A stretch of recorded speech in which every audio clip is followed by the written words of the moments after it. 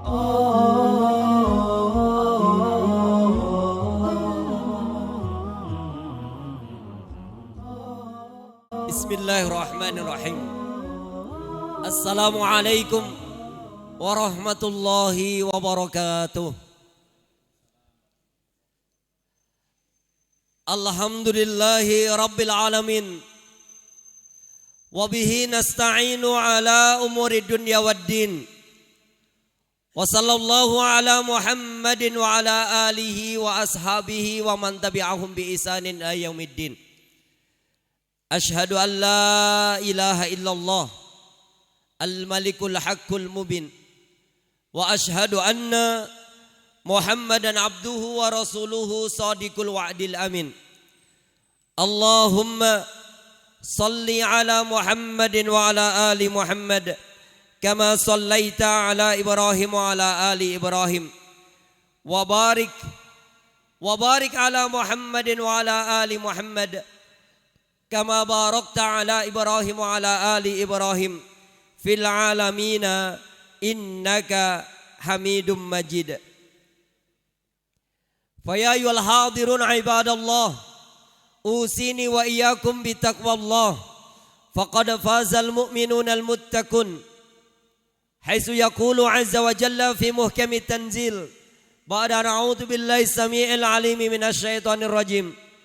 Ya ayyuhalladzina amanu taqullaha wal tanzur nafsum ma qaddamat lighad wattaqullaha innallaha khabirum bima ta'malun.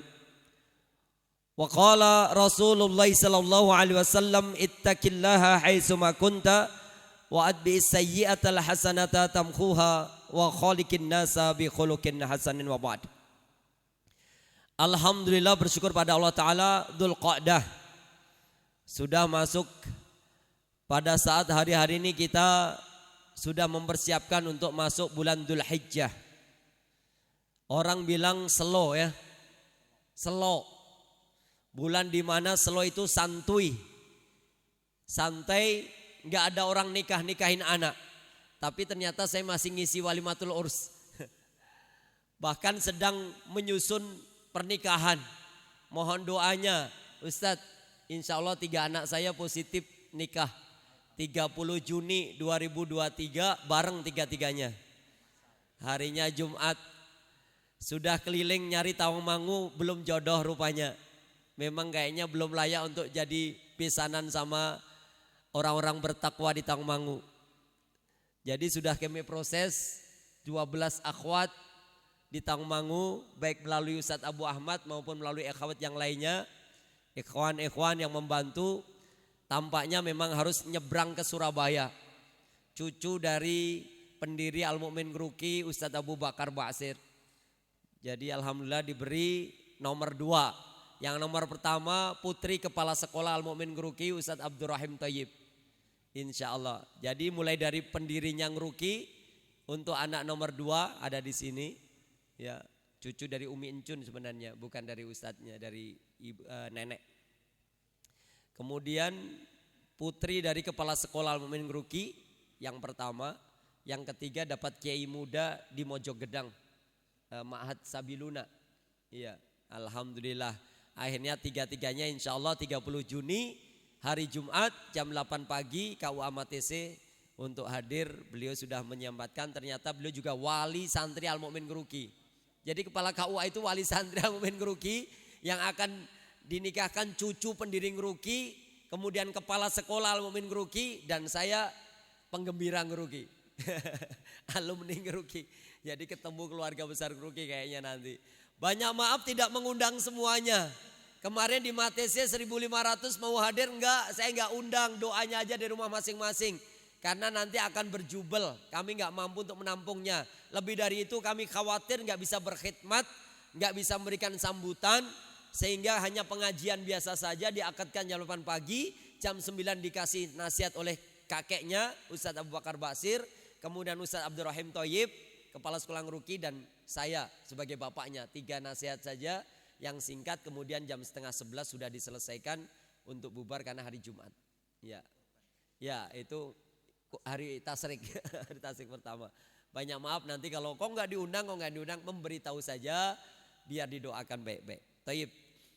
Selanjutnya bersyukur pula Bapak Ibu sekalian, saya mengatakan kepada ikhwan-ikhwan Tangmangu, Ustadz kok nggak jadi besanan sama Tangmangu? Masih ada 5 laki-laki lagi, tenang. Ya, masih ada 1 perempuan. Anak saya kalau udah nikah 3 berarti masih ada 6 lagi.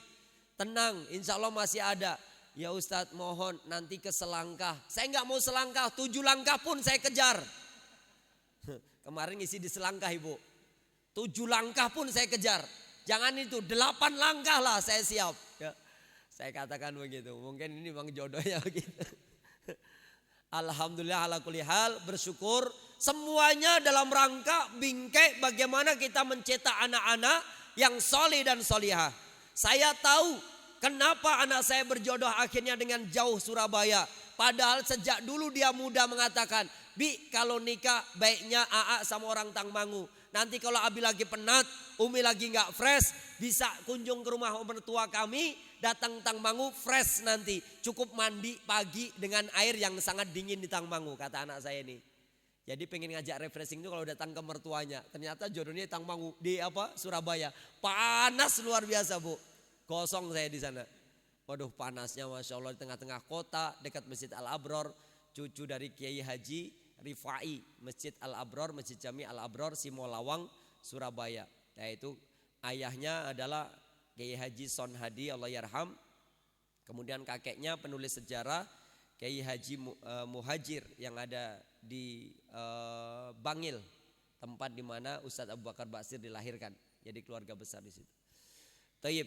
Bersyukur, inilah rasa syukur kita ini mengantarkan anak-anak yang harus kita cetak. Mereka menjadi generasi yang di kemudian hari membawa serta keluarga besar kita ini menjadi generasi yang soleh, yang solihah, yang muhafid, yang muhafidho, yang selalu mensyiarkan Islam. Bersemangat mereka menjaga, memelihara Al-Quran. Yang kita inginkan mereka menjadi orang-orang yang ahli di dalam ilmu agama, sehingga kelak agama Islam yang kita cintai mengantarkan seluruh penduduk bumi.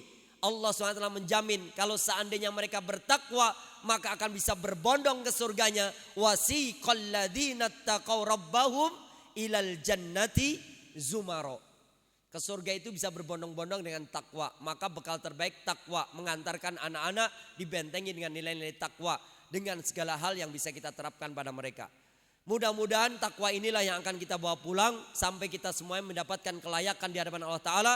Meninggal kita nanti, wafat kita masing-masing, akhir nafas paling indah, seluruhnya mendapatkan husnul khatimah insya Allah. Amin. Allahumma amin. Selanjutnya marilah kita bersenandung salam dan sholawat kepada Nabi kita Muhammad sallallahu alaihi wasallam wa ala alihi wa ashabihi wa man tabi'ahum bi ihsanin ila yaumil qiyamah. Saya akan membacakan chat WA. Ini saya mengangkat tema kenapa anak kita jadi bandel, kenapa anak kita jadi nakal, apa penyebabnya anak kita jadi nakal. Dulu sebenarnya sudah saya ulas, tapi kayaknya buru-buru banget. Kita mengulang lagi mereview yang pernah mendapatkan materi ini, berulang-ulang di beberapa kajian saya sampaikan ini. Ini baru di WA tadi malam, chatting tadi malam. Seorang ustadzah tadi malam ketika mau berangkat ngisi ke apa namanya tadi malam kajian Abi, Jumapolo ngelawah, ngelang Jatiosong ngelawah apa? Ngeluah ya Pak. Masjid Baitur Rahman ngeluah atau ngelawah, ngelowoh malah. Apa Pak? Ada yang tahu Jumapolo? Ngeluah. Saya lupa namanya, pokoknya saya ingat saya cuma Jumapolo gitu aja. Giri Wondo, Wondo Giri. Giri Wondo, Ngeluah, Giri Wondo, Jumapolo. Tepatnya Masjid Baitur Rahman. Saya diminta ngisi dalam perjalanan saya itu di chatting ada WA masuk seorang ustadzah. Begini kalimatnya, Assalamualaikum, mohon bertanya, apakah ini benar dengan pengasuhan Pondok Pesantren Tahfidz BMK Matese? Saya jawab, Waalaikumsalam warahmatullahi wabarakatuh. Ahlan wa marhaban Ustadzah. Ana Samsuddin Asrori dari Pesantren Tahfidz Al-Quran berbasis homeschooling Baitul Mu'min Qurani BMK Ngaduleh Matese. Banyak maaf, ada khabar baik apakah? Sukron wa barakallahu fik. Jawabannya begini, mohon maaf sebelumnya. Mohon maaf kami dari bagian kesantrian Pondok Pesantren Amanah Ummah Mojolaban ingin menyampaikan pada hari Senin Qobla Asar tanggal 8 sampai 15 Mei santri atas nama Fulan, saya rahasiakan karena namanya nggak boleh saya baca.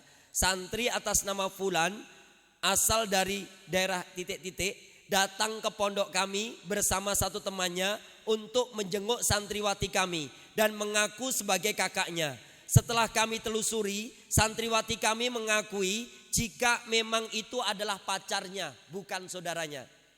Ini hampir pingsan saya, sakitnya sampai sekarang.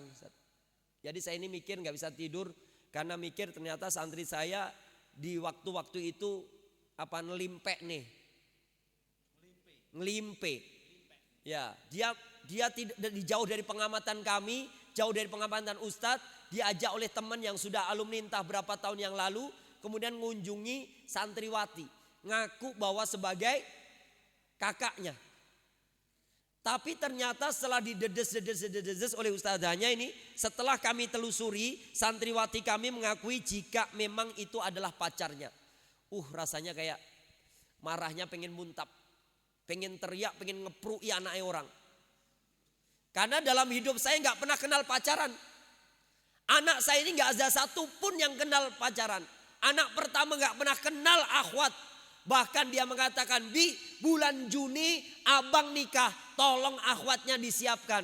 Udah abang apa gak punya chattingan dengan siapa, DM-an dengan siapa. Bi, abang gak pernah kenal akhwat sama sekali. Gak pernah tahu. Akhirnya alhamdulillah saya ajak silaturahmi, minta nasihat. Ustadz, kami minta nasihat, 2 anak saya laki-laki ini sudah siap rumah tangga. Jawab ustadznya yang kepala sekolah Al-Mulki, saya punya 2 anak perempuan yang insya Allah dua-duanya siap. Silahkan ambil dua-duanya. Loh, saya ini gak sedang mengkhitbah, tidak menanyakan putri ustadz. Saya pun gak sanggup. Saya merasakan, ustadz apa kata orang nanti. Saya ini santri ustadz tahun 92, ustadz kepala sekolahnya. Gak mungkin ustadz, saya besanan sama antum. Enggak akhi, saya tahu antum. Silahkan, dua-duanya enggak apa-apa. Untuk anak pertama antum ambil yang besar, anak pertama atau sebaliknya silahkan. Anak antum milih yang kecil juga enggak apa-apa. Yang penting dua-duanya udah siap. Ustaz enggak, saya enggak berani. Yang lain aja Ustaz, saya minta nasihat ini sebabnya. Cuma datang minta nasihat. Ternyata anak pertama saya langsung mengatakan, Bismillah Bi, siap insya Allah. Salah satu ya Bi, abang coba dulu. Jangan coba-coba dong. Anak pertama bilang mau abang coba dulu ya Bi. Insya Allah kalau proses yang pertama nanti ternyata enggak nerima abang. Yang kedua enggak apa-apa. Karena katanya 2 putrinya siap. Enggak, Abi takut. Bang jangan bang, ini beliau ini senior. Beliau ini kelasnya kelas berat. Abi dengan yang biasa aja. Jangan abang. Terus si abang Bismillah Bi. Udah Bismillah aja. Abang kok semakin mantep. Ya sudah, abang udah tahu akhwatnya. Belum pernah. Oke. Yang kedua juga sama. Kami sampai Surabaya ternyata diproses juga sama. Tidak mau sama sekali melihat akhwatnya kayak apa. Dia katakan cukup kalau dia sudah nerima saya. Bismillah saya akan nikahi dia nanti. Dan tolong nikahnya mutasi. Numpang nikah. Sekarang ada sistem numpang nikah Ustaz. Jadi dari asal tempatnya akhwat bisa nikah di tempat kita. Akhirnya bisa juga nomor 2 kita jadikan 1. Lah anak yang ketiga ternyata sudah lebih jauh dari itu. Bapak Ibu sekalian kita gak mengenal pacaran. Sampai anak yang ke-9 gak kita kenalkan pacaran. Kalau memang ternyata mereka berani untuk nikah, kami langsung akan akadkan saya itu juga. Tanpa ada seperti ini. Kami merasa terpukul tadi malam dengan begini. Apa kata ustadzahnya? Untuk sekarang alhamdulillah santriwati kami sudah mendapatkan teguran dan juga sedang menjalani iqob. Dikasih sanksi. Kami berharap dari pihak putra juga ada tindakan minimal teguran agar tidak terjadi lagi kasus yang sama. Saya jawab inna lillahi wa inna ilaihi rajiun. Syukran wa jazakumullahu khairan katsiran atas informasi baiknya. Insya Allah dalam hal ini kami harus bertindak serius dan tidak akan mengambil tindakan kecuali yang jelas sesuai dengan syariat Islam. Syariat yang kita pegang teguh. Karena ini kasus ikhtilat, kasus pacaran perdana yang kami dapatkan di kalangan santri BMK. Mohon diperkenankan kami untuk bisa melibatkan mendapat akses langsung ke orang tua wali, pihak santriwati untuk bisa kami proses masing-masing. Mengingat kasus tersebut terjadi pada saat santri kami sedang mengikuti ujian akhir di MTS Al-Islam Meranggen, Polokarto. Santri kelas 3 semuanya tinggal di Meranggen, Polokarto selama ujian. Semoga Allah mudahkan, semoga Allah berkahi dan Allah ridhoi. Kami akan proses anak ini untuk nikah langsung. Saya udah siapkan maharnya. Saya udah siapkan nanti walimahnya, syukur-syukur bisa bareng dengan 3 anak saya. Gak mau main-main saya dalam urusan ini. Ustadznya langsung ini, Ustadz maaf ini kok jadi serius banget ya nanganinya. Kalau begitu tolong Ustadz hubungi aja mudir direktur pesantrennya. Jangan hubungi kami lagi sebagai ustadzahnya.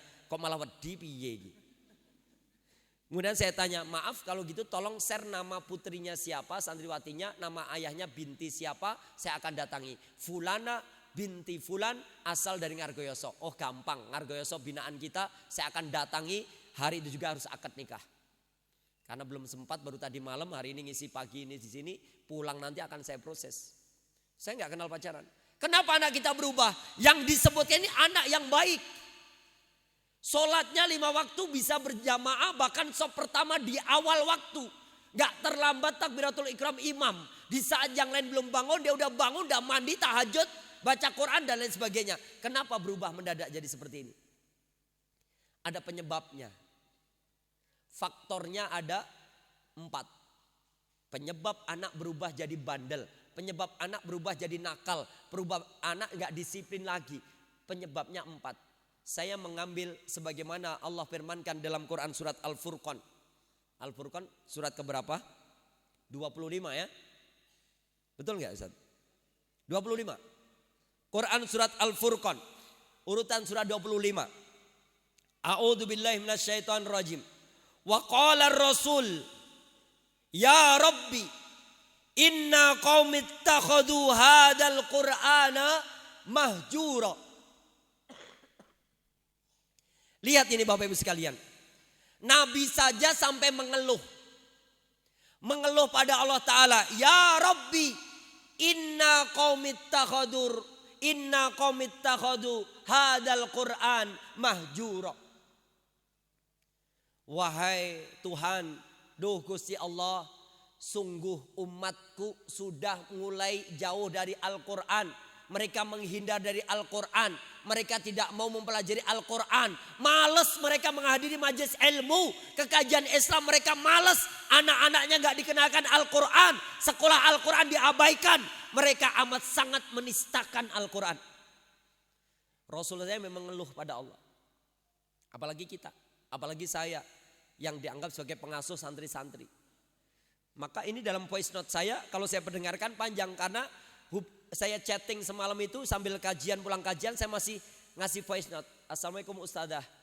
Saya pertama kali berduka cita atas kabar yang Anda berikan ini, Masya Allah.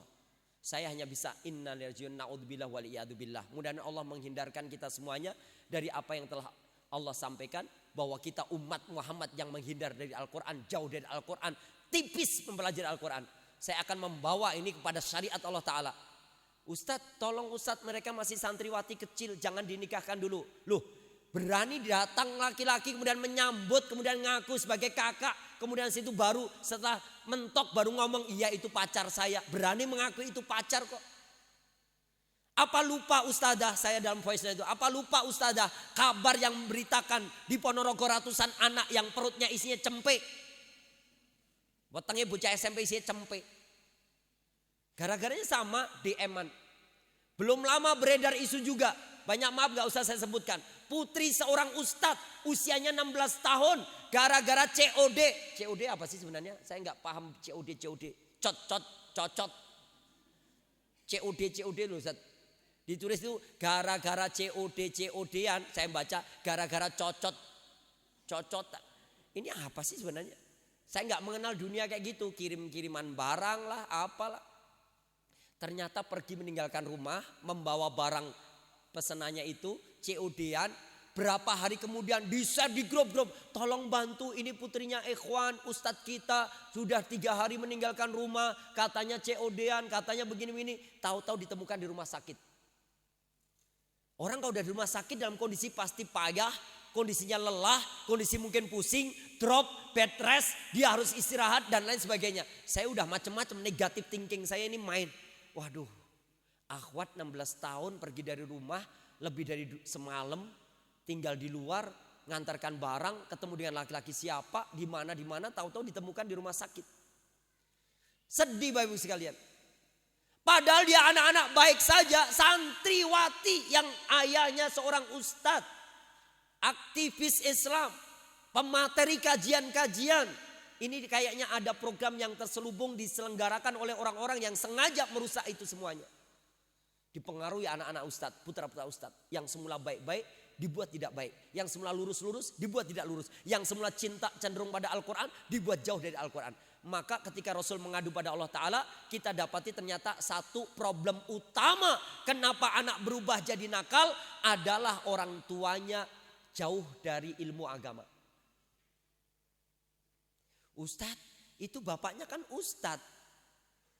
Yang harus kita cek lagi adalah keyakinan para ustadz dalam menyampaikan ayat Allah Ta'ala. Apakah dia menyampaikan ayat itu ad-da'wah ilallah atau ad-da'wah ilaina. Kadang-kadang orang membuatnya dakwah itu ada dua. Satu menyeru bagaimana kau di atas jalan Allah, bersama syariat Allah, bersama dengan Islam, cinta dengan Islam. Yang kedua harus menyeru mendakwai umat agar bersama dengan saya.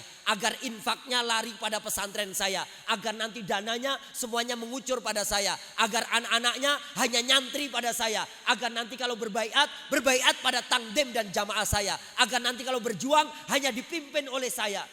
Ada juga yang seperti itu modelnya. Hati-hati Pak, Bu. Kita tidak menanamkan pada anak-anak seperti itu ad-da'wah ilallah.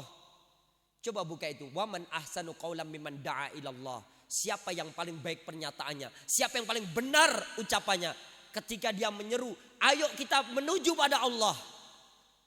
Bukan ad-da'wah ilayya. Bukan biar Bapak Ibu sekalian itu simpati pada saya. Bukan Bapak Ibu sekalian itu merasa cocok dengan ceramah saya. Enggak. Bukan biar Bapak Ibu sekalian itu menyekolahkan anak ke sekolahan saya. Enggak. Kita tidak sedang demikian ini. Kita sedang berusaha mengajak umat ini bagaimana umat kepada Allah. Menuju Allah. Di atas jalan Allah. Bersama syariat Allah. Dan hanya untuk Allah dia lakukan amal perbuatan. Begitu pertama. Maka orang tuanya kadang-kadang sekalipun sudah tahu agama. Masih ada ambisi, kecenderungan tentang duniawi. Sebagaimana disebutkan Al-Imam Ibnu Qayyim Jauziyah rahimahullah. Innama yahtasilu. Ya, innama yahtasilu. Sesungguhnya nyampeknya al-hamum wal ghamum wal ahzan, 3 hal yang berat itu sampai akhirnya terjadi pada manusia, yaitu galau, gundah gulana, ya, gelisah, wal ahzan, dan rasa sedih. Itu faktor yang menyebabkan cuma 2. Kata Imam Ibnu Qayyim Al-Jauziyah rahimahullah. Apa penyebabnya? Kenapa orang jadi galau? Kenapa orang jadi gelisah? Kenapa anak-anak para ustadz dianggapnya gabut? Ditanya, kenapa nak kau sampai tinggalkan rumah? Aku kan cuma ngantar COD awalnya. Kamu antarkan kemana? Daerah Solo. Setelah saya di situ aku gak tahu lagi. Diajak kemana saja kamu? Lupa aku. Tahu-tahu aku udah tidur di rumah sakit. Kamu sampai 3 malam meninggalkan rumah. Kenapa kamu seperti itu? Aku gabut di rumah. Gabut Ustaz jawabannya. Gabut itu apa bahasanya? Bahasa anak sekarang gabut sebabnya. Zaman dulu kalau gabut apa? Bosan di rumah. Jeleh. Jeleh aku neng omah. Bosen neng omah. Bapak yo sibuk nanem wortel dari pagi sampai sore. Kalau enggak simbokku ngarit aku bosen, jeleh neng omah. Akhirnya gabut, dia tinggalkan rumah. Alasan ngantar COD tadi sampai 3 malam tetap dicari-cari, ketemunya di rumah sakit dalam keadaan terbaring. Kemudian dijemputlah oleh orang tuanya. Ya Allah, dalam kondisi bagaimana ini? Ini terjadi. Lalu kata Imam Ibnu Qayyim Jauziyah rahimahullah, apa penyebabnya gelisah, galau, gabut, sedih? Itu penyebabnya 2. Yang pertama, mindset di otaknya masih ambisi untuk mendapatkan dunia. Yang pertama di otaknya masih pengen cenderung dunia saja. Kalau nikah nanti biar kaya, kalau nikah nanti biar punya rumah bagus, kalau nikah nanti biar nanti punya mobil mewah, kalau nikah nanti, nah itu. Bisa membelikan cincin permata buat istri, bisa membelikan anak-anak hadiah sepeda BMX atau Federal atau segala macam. Itu hanya itu tok. Bukan bagaimana kau nikah nanti adalah obsesinya akhirat. Kalau saya nikah nanti punya anak yang siap bebaskan Baitul Maqdis. Ini anak saya lucu banget. Cita-cita nikah apa? Saya hanya pengen menikahi akhwat yang nanti terlahir dari rahimnya anak saya, buah hati saya, janin yang tertanam dari buah pernikahan saya adalah anak-anak yang membebaskan Baitul Maqdis. Kaget, galak banget. Ya. Punya anak calon mantu, ditanya oleh calon mertuanya, pengennya apa nikah? Hanya pengen punya generasi keturunan yang membebaskan Baitul Maqdis. Enggak semuanya orang tua siap untuk menerima jadi mantu. Ditanya lagi yang lain lagi. Saya hanya pengen nanti dari rahim calon istri saya yang akan saya nikahi nanti setelah kami nikah, dari rahimnya terlahir ulama-ulama yang soleh yang siap untuk mensyiarkan Islam sampai tegaknya syariat Allah Ta'ala di muka bumi. Anak pertama itu saya masih ingat betul. Langsung bapaknya yang kepala sekolah itu Ustaz Abdurrahim Thayyib, bismillah, 2 anak saya siap untuk kalian, silahkan ambil dua-duanya. Ustadz besanan kok ya guru gitu tuh tok, mbok yo yang dengan yang liyane ae. Apa aja beliau? Ya nggak apa-apa, kalau putra antum mau dua-duanya nggak apa-apa. Bahkan anak saya udah saya siapkan, siap kamu jadikan yang kedua atau ketiga keempat pun mereka siap. Gitu. Bapaknya langsung ngomong, waduh kalau gitu nyari yang lain dulu, yang pertama dia taruh nomor 4 aja. Kata anak saya, enggak bi, insya Allah bismillah ini yang pertama. Lalu yang kedua, bismillah nanti. Selanjutnya mohon doanya Abi aja. Abi aja belum yang kedua. Mereka nantang bapaknya malahan. Padahal saya sama uminya, gimana Mi? Nanti kan 3 anak kita gelar, 3-3-nya duduk. Laki-laki, pengantin laki, perempuan, pengantin perempuan. Sekalian Abi juga duduk, Umi juga duduk. Ada pengantin baru di situ. Calonnya Abi yang kedua, dihadirkan sekalian. Gimana menurut Umi? Ya kalau 4 langsung nggak apa-apa. Tapi yang nikahkan nanti walinya nanti Abi nikahkan anaknya sendiri, Abi dinikahkan sama walinya lagi. Keren itu. Bisa viral sedunia nanti. Anak sama bapak nikah bareng gitu ya. Tapi alhamdulillah akhirnya kita cukuplah 3 ini dulu. Karena sepupunya juga mau nyusul Ustaz, mau dibarengin semula. Gimana yang Bandung sekalian aja. Itu juga dengan adiknya yang tadi 2 tadi kan, satunya mau dengan adik sama sepupunya. Coba lihat Bapak Ibu sekalian. Kalau ternyata untuk dunia akan resah, galau, gabut, ya, tidak mendapatkan sesuatu sedikit pun kecuali memang dunia yang dia kejar. Tapi kalau untuk akhirat, masya Allah, insya Allah kalau satu diniati untuk akhirat, karena untuk Allah kita akan mudah. Hari ini banyak sekali orang tua yang jauh dari nilai agama. Anaknya pacaran biasa saja. Anaknya hamil di luar nikah merasa biasa-biasa saja. Anaknya nggak didatangi laki-laki bahkan dia gelisah. Kok anak saya seperti gadis yang nggak laku ya? Kok anak saya seperti perempuan yang hanya mengurung diri ya? Seperti ketika mendengar kabar anak saya yang nomor 3, 19 tahun, perempuan yang tidak pernah kenal sepupunya. Ustaz, antum kan pernah ke rumah saya. Rumah baratnya kan rumah kakak. Anaknya ada laki-lakinya 4. Kemudian rumah sebelah adik. Anak laki-lakinya ada 3. Itu adik saya kandung Ustadz Fadlun Ali. Itu belum pernah tahu wajah anak nomor 3 saya itu kayak apa. Padahal itu Pak Lek. Karena memang anak saya jarang keluar rumah. Lalu anaknya kakak, berarti sepupunya anak perempuan saya, belum pernah tahu anaknya yang nomor 3 Pak Lek itu kayak apa sih. Belum pernah tahu. Tiba-tiba ada kabar seorang laki-laki soleh datang ke tempat kami, minta diakadkan 1 Syawal, datang dari Mojogedang, orangnya ada di sini, ya, ada di sini tuh. Calonnya anak saya, kalau saya kajian memang ikut belajar sama calon abi gitu, biar dibentak-bentak, biar dimarahi, dan selalu saya bentak-bentak, saya marahi terus. Ya. Kalau jadi anak saya harus saya bentak-bentak, saya marahin, siap tat, siap gitu. Saya bilang anak saya itu nggak cantik, lihat bapaknya jelek kayak gini. Bismillah Ustaz. Anak saya itu nggak pintar, lihat bapaknya bodoh kayak gini. Bismillah, siap Ustaz. Anak saya itu jarang keluar rumah, dia itu bisu, nggak pernah bicara apa-apa. Bismillah, siap Ustaz. Dia nggak pernah bicara kecuali bicaranya kebaikan. Dia nggak pernah memandang apapun kecuali kebaikan. Dia nggak pernah mendengarkan rumpian-rumpian, obrolan-obrolan, gibah-gibah. Dia nggak pernah. Dia hanya di rumah saja. Dia nggak pernah tahu laki-laki sama sekali. Kata dia, Bismillah, siap insya Allah Ustaz. Lalu Pak D budinya bilang gini, lawang cah wedok nang omah terus dikurung, ra pernah metu kok ya enek bojone yo. Dok yo laku yo. Dek yo enek wong lanang kenal iki piye? Jangan-jangan anakmu WA-an. Enggak, dia enggak kenal medsos. Dia enggak kenal media sosial. Dia enggak pernah tahu WA-WA-an, chatting-chattingan. Dia enggak kenal itu semuanya. Lalu bagaimana bisa jodoh? Allah yang mendatangkan jodohnya. Anak saya enggak kenal laki-laki sama sekali. Sepupunya yang rumah sebelahnya aja enggak pernah dia tegur sapa. Sepupunya pun yang laki-laki enggak pernah tahu wajahnya anak saya seperti apa. Karena anak saya tahu diri. Sampai ikhwan mengatakan, Pak Ustadz, putrinya Ustadz cuma satu yang mau dinikahi ya. 2 itu akhi, masih ada yang kecil nomor 9. Tolong Ustadz jadikan putri Ustadz yang nomor 9 seperti teteh yang nomor 3 itu. Biar nanti anak saya kan laki-laki 2. Mana tahu Ustadz saya bisa menikahi, anak saya menikahi putrinya Ustadz yang nomor 9. Tapi tolong seperti putri Ustadz yang nomor 3 itu yang diem, yang gak pernah keluar rumah. Lah kok suruh bentuk kayak gitu ya. Itu anak nomor 3, nomor 9 beda lagi.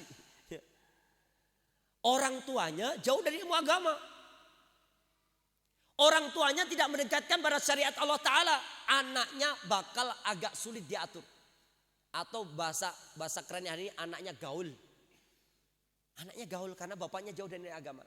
Anaknya kita ini jadi nakal, anak kita jadi bandel. Kalau orang tuanya tidak mau aktif dalam kegiatan-kegiatan yang sifatnya mendalami ilmu agama. Tidak mau hadir dalam kajian-kajian yang di dalamnya dibahas ayat-ayat Allah Ta'ala. Tidak mau menyekolahkan putra-putrinya ke sekolahan yang berbau Al-Quran. Seperti yang termaktub dalam Quran surat Al-Furqan. Urutan surat 25 ayat keberapa tadi? Hah? Ayat keberapa Bapak Ibu sekalian? Lupa ya. Wa qala Rasul. 30 ayat 30. Ya. Quran surat 25 Al-Furqan ayat yang 30. Wa qala Rasul. Ya Rabbi inna qaum ittakhadhu hadzal Qur'ana mahjura. Umat saya ini, umat Nabi Muhammad ini mulai kesinian, mulai kekinian, mulai menjauhi Al-Quran. Hanya orang-orang yang dapat hidayah saja yang mulai semangat untuk mempelajari Al-Quran. Hanya laki-laki yang soleh saja yang mengajak serta istri dan anak-anaknya mengenali Al-Quran. Hanya wanita-wanita mulia yang menjaga marwah wanitanya yang mau cenderung hari-harinya dihiasi dengan ayat-ayat Al-Quran. Inilah keluarga yang akan mengantarkan keluarga besarnya kepada syariat Allah Ta'ala. Dan mereka akan dapat naungan kelak di akhirat. Warrajulu qalbu mu'allaqo fil masajid. Hatinya selalu terikat dengan masjid. Menghadiri kajian Islam yang ada di masjid-masjid. Bahkan waktunya dihabiskan untuk ibadah pada Allah SWT di masjid-masjid tersebut. Ya, 1. Yang kedua, saya percepat karena masih ada ini artefak beberapa yang akan disampaikan oleh sahabat dakwah kepada Bapak Ibu sekalian. Bagaimana tadi disebutkan oleh Ustaz Abu Ahmad, ada rambut Nabi, darah bekam Nabi dan lain sebagainya. Masya Allah. Yang kedua adalah lingkungan dan teman buruk. Ini penting. Saya lihat karena lingkungan. Tadi problem tadi saya lihat karena lingkungan. Ketika mereka di pesantren gak berani kunjung-kunjung ke ahwat-ahwat. Tapi begitu mereka mengikuti ujian di MTS Polokarto, mereka berani naik motor ngajak temennya yang sudah lama tidak di pesantren untuk kunjung ke sebuah pondok pesantren, bahkan ngaku sebagai kakak kandungnya. Tapi setelah ditelusuri ternyata ya, ahwatnya mengakui bahwa itu pacar. Dan ahwatnya mengakui namanya Fulan, sekolahnya di pesantren sana, ustadznya namanya Ustadz Ari. Waduh, saya seperti ditonjok-tonjok oleh santri sendiri. Saya seperti wah itulah lingkungan. Lingkungan ini mendukung. Sekian persennya anak-anak ini terdidik dari lingkungan Bapak Ibu sekalian. Maka carilah lingkungan yang kondusif. Dengan siapa mereka ini bermain. Sebagaimana Nabi sebutkan, Al-mar'u ala dini khalilihi falyangdur man yukhaliluhu. Seseorang itu akan dilihat sebagaimana agama teman-temannya. Maka tengoklah, lihatlah dengan siapa anak-anak kita ini bersahabat. Maka akan ketahuan agamanya seperti apa. Lingkungan yang dominan mencetak anak-anak kita ini jadi gaul. Lingkungan yang membuat anak kita ini jadi bandel. Lingkungan yang telah merusak anak-anak kita ini menjadi anak-anak nakal.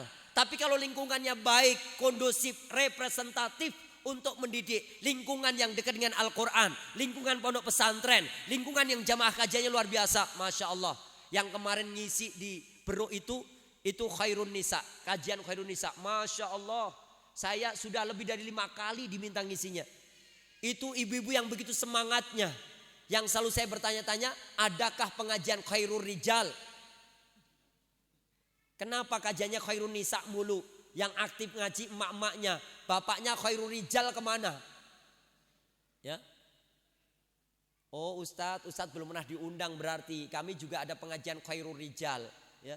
Karena yang datang itu emak-emak semua, mayoritas. Ada bapak-bapak cuma mewakili takmir masjid, paling-paling begitu.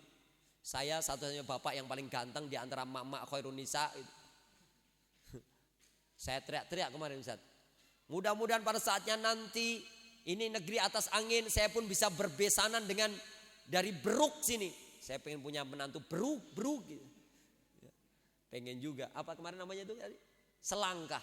Ya, selangkah. Ya, bahkan 8 langkah pun saya siap untuk mencari. Kalau memang harus berbesanan dengan 8 langkah. Ya. Kalau selangkah itu dekat banget sebabnya. Penggo namanya. Selangkah itu penggo. 8 langkah lah atau 9 langkah. Yang penting tidak malas melangkah ya. Lingkungan dan teman yang buruk. Bapak Ibu sekalian cari kawan. Dengan siapa anak kita ini bersahabat. Lingkungan sekolah diasuh di Taruna Robani oleh Ustadz Abu Ahmad. Kita tahu anak-anaknya sudah punya 4 juz, 5 juz. Dari kelas 1 sampai kelas 6. Bahkan bisa jadi ada rumah Quran di sore harinya menambahkan hafalan mereka, lingkungan. Pulang ternyata lingkungannya ada lingkungan masyarakat sepanjang, masyarakat Beruk, masyarakat yang ternyata aktif dalam kajian Islam. Itu keren. Tapi kalau udah datangnya ke apa itu? Beji. Hah? Beji atau apa yang dekat kerujukan itu? Beji. Ya. Yang penting bejinya berhenti nggak sampai ngan. Ya. Ustadz, saya itu belum lama lewat sana itu ada anak-anak kecil-kecil pada minum, saya kira kopi. Ini kok ngopi kok tapi ngomongnya kok ngelantur. Dihentikan sama teman-teman, ternyata bukan kopi. Taruhnya di botol itu. Botol kopi itu, kopi yang beli itu yang 78, kopi 78 atau apa itu namanya. Dipikirnya kopi, tapi setelah lewat teman-teman ternyata aromanya itu alkohol. Pada mabuk, yaitu beji. Saya tambah, oh beji. Tambahnya ngan di situ. Saya tanya anak-anak mana? Saya rumahnya di Semanggi. Kamu rumahnya mana? Saya Mojo. Kamu rumahnya mana? Saya rumahnya apa? Mojo ke timur itu namanya Pekonang. Kamu rumahnya mana? Saya Sidan. Udah ke timur. Ada anak Karanganyar. Wonten Pak. Kamu Karanganyar di mana? Papahan Pak. Oh ya wis. Kalau Papahan. Du Matese toh? Bukan Pak. Matese mana Pak? Malah nanya. Saya orang Matese. Kalau kamu orang Matese tak pulangin ke bapakmu sekarang. Udah bubar. Pulang semuanya. Minum air kelapa. Setelah itu wudhu, sholat semuanya. Wudhu, sholat. Ini terjadi. Daerah Beji. Lingkungan gak kondusif. Kawan. Itu sebagian kalau kita lihat, kalau kita tanya ternyata ayahnya pun orang ngaji. Kalau kita tanya lagi lebih runtut lagi ternyata ayahnya pun aktivis. Kalau kita tanya lagi ternyata mereka yang di rumah gabut, lingkungan tidak mendukung. Lalu sahabat-sahabat yang buruk mendatangi mereka, diajaklah mereka untuk motoran bersama. Anak-anak kecil Pak, bukan anak SMA, anak kecil. Na'udzubillah wala'udzubillah. Ini lingkungan, kawan buruk. Maka cari Bapak Ibu sekalian, teman yang baik. Sebagaimana termaktub dalam Quran surat At-Taubah, urutan surat yang ke-9, pada ayat yang ke-119. A'udzubillahi minasyaitonirrajim. Ya ayyuhalladzina amanuttaqullaha wa kunu ma'as-shodiqin. Hei orang yang beriman, bertakwalah kepada Allah. Wa kunu ma'as-shodiqin. Cari teman yang jujur. Wa kunu ma'as-shodiqin. Cari teman yang baik. Wa kunu ma'as-shodiqin. Cari teman yang soleh. Wa kunu ma'as-shodiqin. Cari teman-teman yang tulus ikhlas hanya mengejar ridhonya Allah Subhanahu wa taala. Cari teman yang seperti itu. Setelah dia beriman, dia bertakwa, dia tulus, dia jujur, dia ikhlas, dia mengejar itu semuanya. Itu permintaan anak-anak saya. Teman hidup yang sodik. Teman hidup yang jujur. Teman hidup yang soleh. Teman hidup yang mau mengejar ridha Allah SWT. Bukan yang lain-lainnya. 2. Yang ketiga adalah yang membuat anak kita ini bandel.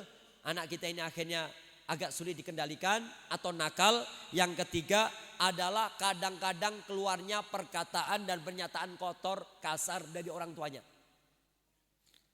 Ucapan kasar dari seorang bunda. Kalimat-kalimat yang tidak mengenakkan hati anak-anak kita keluar meluncur dengan begitu derasnya dari bapaknya. Dasar anak bandel. Oh anak nakal. Disuruh begini gak mau, begitu gak mau. Ya. Pemalas, pembodoh, pamalia di selanjutnya. Disebutkan semuanya oleh bapak atau ibunya. Yang itu akan terekam kuat di anak-anak. Akhirnya betul-betul anak kita ini menjadi anak-anak yang nakal. Pernyataan kita sendiri, bukan dari orang lain. Kata-kata kasar kita sendiri. Ya. Kalimat-kalimat yang ternyata keluar dari lisan kita ini, kalimat-kalimat yang sangat tidak mengenakan anak kita, membuat langsung mereka ini down. Bapakku telah menggelariku sebagai anak yang nakal. Ibuku telah memberikan gelar padaku sebagai anak yang bandel. Keluargaku telah memberikan statement padaku adalah menjustis pada hidup saya sebagai anak yang susah diatur, yang sulit dikendalikan. Akhirnya suka-suka anak kita. 3, yang terakhir adalah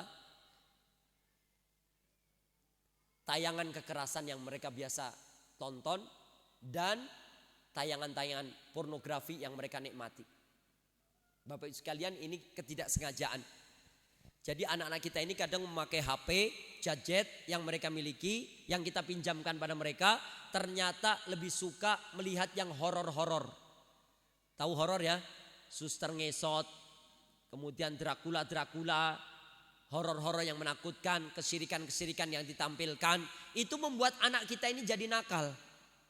Karena mereka mencontohi karakter yang ada dalam tayangan yang dia saksikan. Perlakuan-perlakuan yang ditayangkan di dalam film-film itu membuat anak kita ini menjadi generasi yang psikopat. Belum lama ini kita dapati kasus mutilasi Sukoharjo. Salah satu tangannya itu ketemu di belakang kantor Ikatan Alumni Al-Mu'min Ngeruki, sungai itu.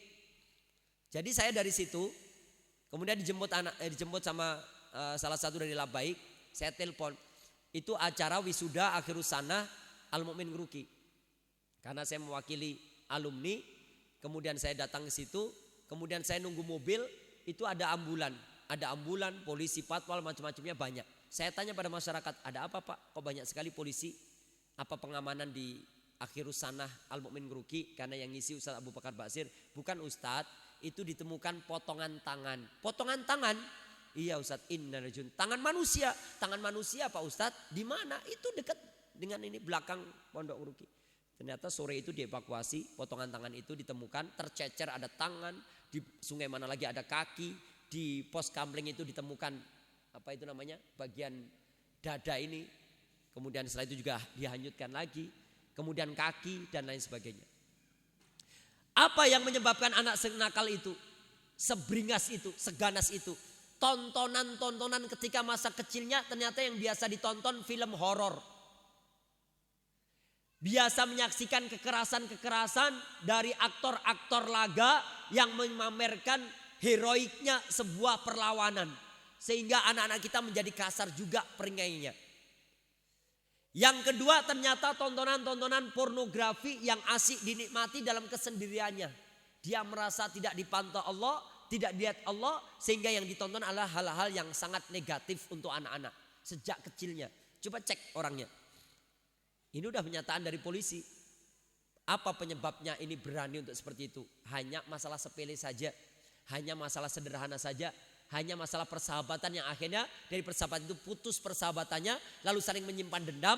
Setelah itu, kowe nanti kalau sampai ngungkit apa yang pernah saya berikan pada kamu, atau kamu akhirnya jauh dari aku dan akhirnya menceritakan apa yang pernah aku lakukan pada kamu, ingat sesuatu yang akan terjadi pada diri kamu. Diancam-ancam sebenarnya.